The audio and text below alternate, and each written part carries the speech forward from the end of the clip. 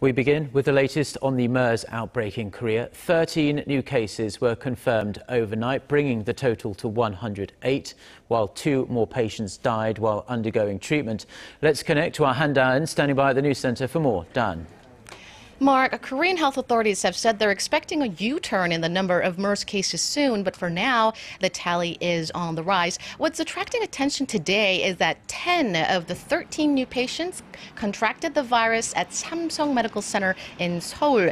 They were either being treated or visiting family at the hospital's emergency room between the 27th and the 29th of last month, when the 14th patient, who's known as one of the so-called super spreaders, was hospitalized. So, Mark, Samsung Medical Center now has the highest number of MERS cases, 47 to be exact. But again, no need to be overly afraid because authorities have already isolated hundreds of patients, visitors, and medical staff who used the ER during that period.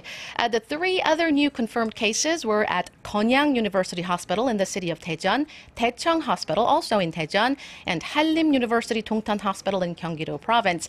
Now, about the 2 people who passed away, they were also hospitalized at Samsung Medical Center, and they're known to have originally suffered from severe illnesses, including liver cancer. And also, Mark, the news of a pregnant woman testing positive for the disease in a preliminary test shocked the nation yesterday. She tested negative in what was to be a final round of testing, but is now undergoing a retest since it's unusual to have contradicting results from the preliminary and the final test. Mark? And Dan, Acting Prime Minister Choi Kyung-hwan made a special announcement on the MERS outbreak this morning. Can you walk us through what he had to say?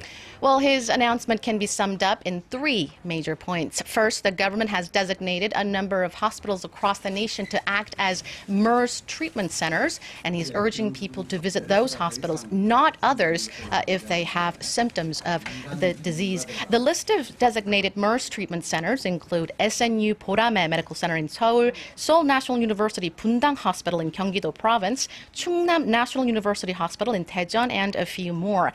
Second, he urged the public not to visit hospitals that have seen MERS patients if at all possible. And third, he made clear that MERS cannot be transmitted through the air and encouraged people to carry on with their everyday lives without being unnecessarily afraid.